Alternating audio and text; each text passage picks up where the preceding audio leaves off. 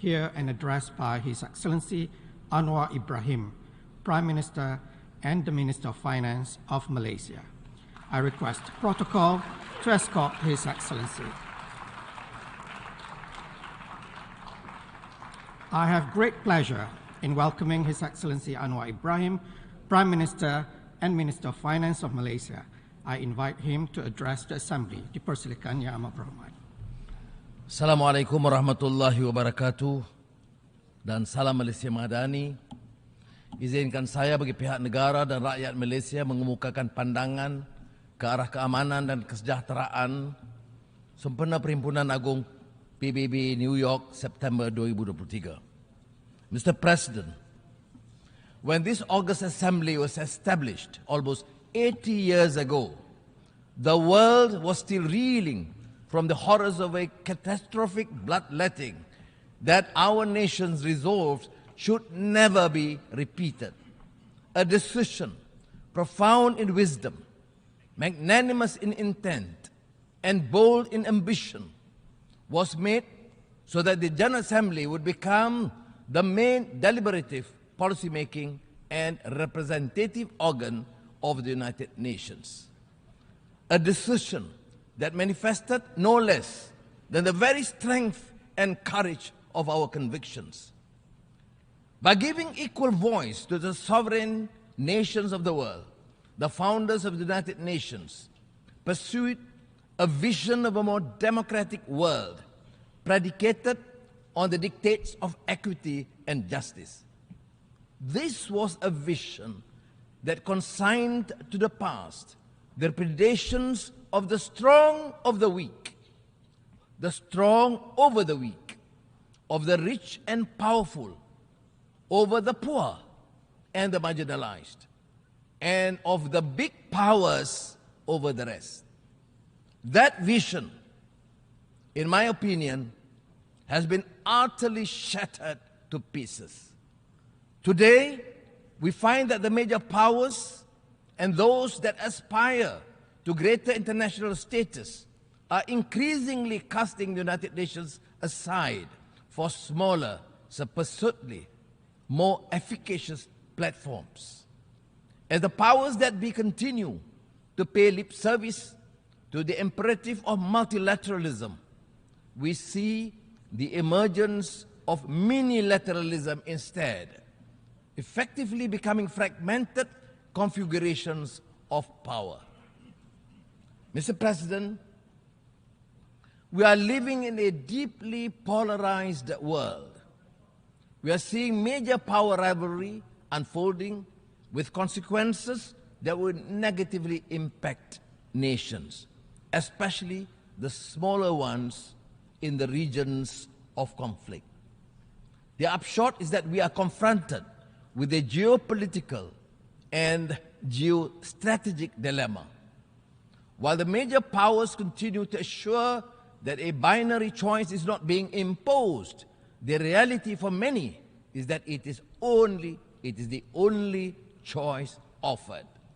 Unchecked, this will ultimately lead once again to a world where the masses are unrepresented, where the few rule over the many, and the many resent the few. The lofty ideals and principles enshrined in the UN Charter call upon nations to resolve their disputes through peaceful means and refrain from the threat or use of force against the territorial integrity and sovereignty or political independence of any state. We condemned unequivocally the Russian invasion of Ukraine. This conflict in Ukraine, for example, underscores the imperative to make peace and settle differences amicably through negotiations. Nevertheless, time is not on our side. And owing to the protracted failure to deal with this Russian-Ukraine crisis, I urge for a concerted multilateral effort led by the United Nations to resolve this. We cannot choose our neighbors. but we can choose to live in peace with them. And peace cannot happen without the cessation of hostilities by all parties. It is imperative for all parties to return to dialogue and resolve their differences through the negotiation table. The extent of the Ukraine conflict has radiated throughout the world as food prices have skyrocketed, leading to shortages and hunger, further malnutrition and despair. As in other conflicts elsewhere, be it in the Middle East or Southeast Asia, forced migration take place, piling on the problems of refugees and statelessness. Mr. President, in the Middle East, the politics of dispossession continues with a vengeance, with more illegal settlements being built, stripping Palestinians of land that rightly belongs to them.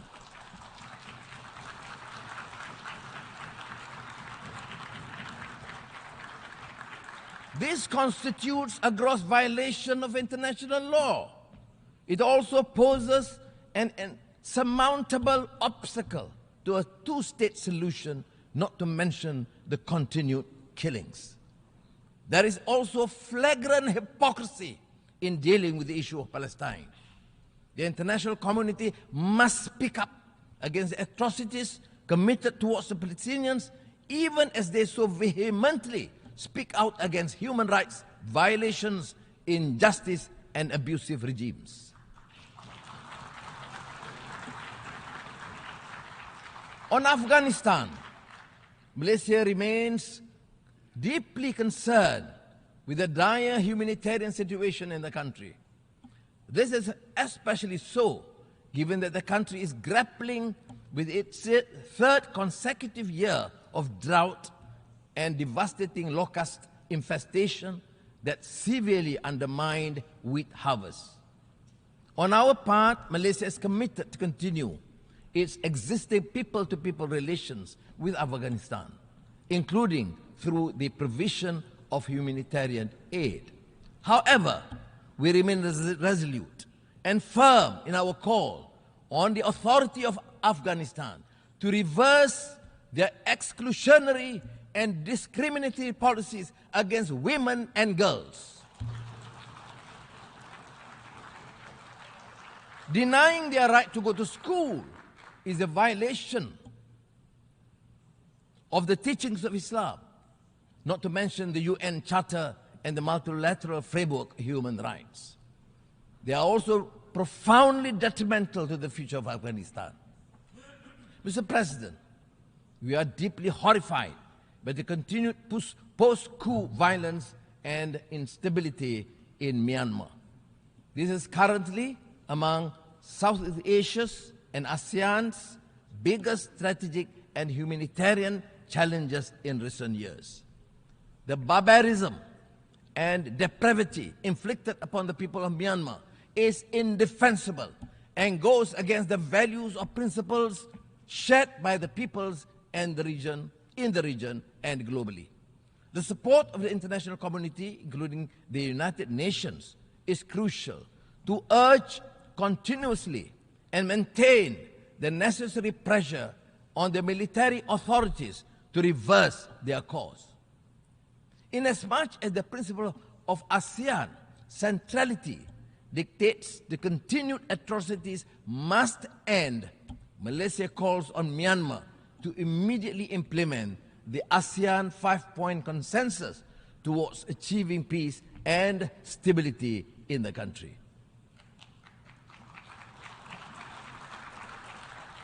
ASEAN is navigating the rivalry between the major powers in the Asia-Pacific. Malaysia believes that any strategy undertaken should neither start nor exacerbate a race for dominance. Instead, such strategies should contribute to peace and stability, security and prosperity in the region. Mr. President, scientists have confirmed that the world has just experienced its hottest summer in history. We have heard Secretary General Guterres gravely declared that climate breakdown has begun. Even Malaysia is seeing an increase in adverse impacts of climate change, with increasing temperature, rising sea levels, intensified monsoons, and erratic weather patterns disrupting livelihood and degrading local ecosystems. As such, we have not a moment to lose. Malaysia is doing its part by developing low-carbon and renewable energy roadmaps to implement mitigating and adaptation strategies. The newly launched National Energy Transition Roadmap should aid us in achieving our NDCs as well as lighting the path towards our net zero aspirations.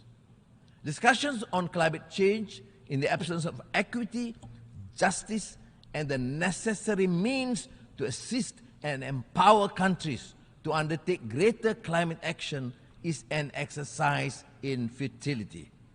We also urge the developed countries to fulfill their commitment of mobilizing $100 billion a year to support climate ambition endeavors of developing countries, while recognizing that trillions of dollars per annum will be needed in the near future.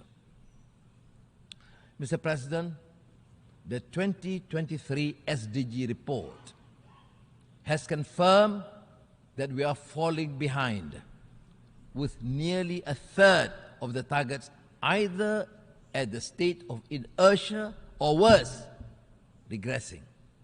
The global economy is also projected to continue to be weighed down by geopolitical uncertainties, supply chain disruptions, increase in commodity prices, as well as challenging financial conditions.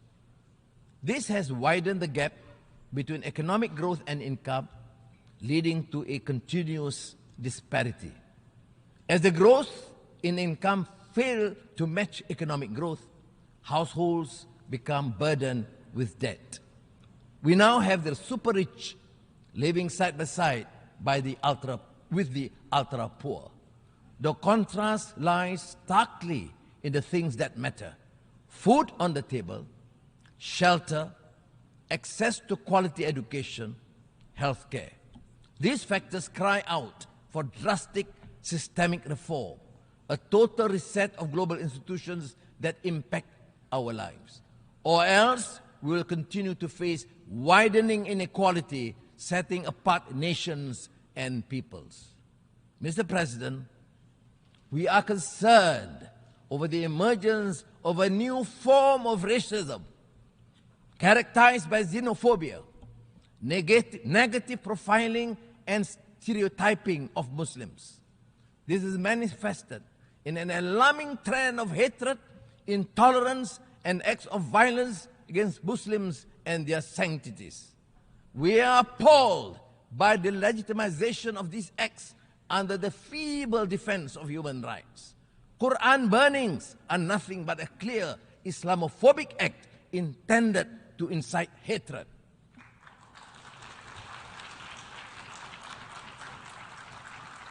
Inaction in the face of such blatant provocation to a religion is simply irresponsible and sends a dangerous message to humanity. We must embody the values of acceptance, tolerance, and mutual respect.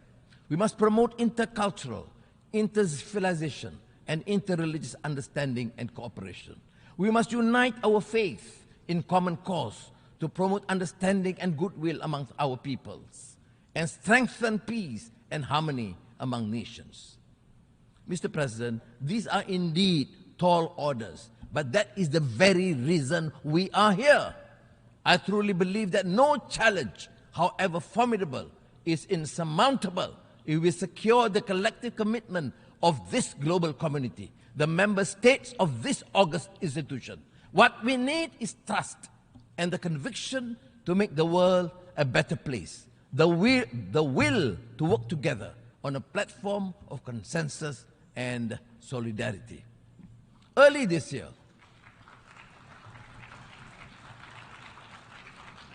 Early this year, I introduced Malaysia Madani, a vision built on the pillars of core values that we believe are indispensable in any harmonious, thriving, and peaceful society.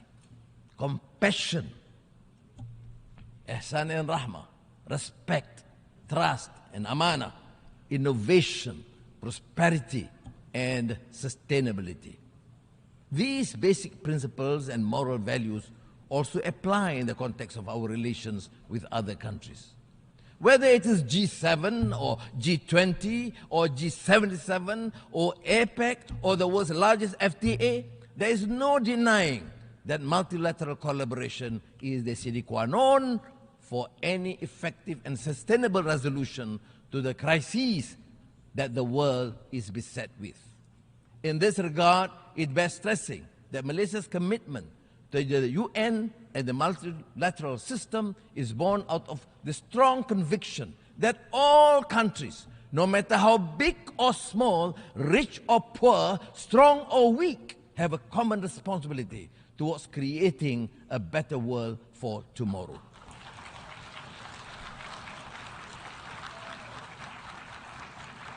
The world and our future in it is what we envision and construct it to be. Malaysia believes we can achieve this through greater trust and strengthen multilateralism. The United Nations can be the vessel to take us from despondency to a brighter future, from uncertainty to optimism, and from vulnerability to resilience. Terima kasih. Assalamualaikum. Terima kasih Yang Amat Berhormat. On behalf of the Assembly, I wish to thank the Prime Minister and Minister of Finance of Malaysia for the statement just made, and I request protocol to escort His Excellency. The Assembly will hear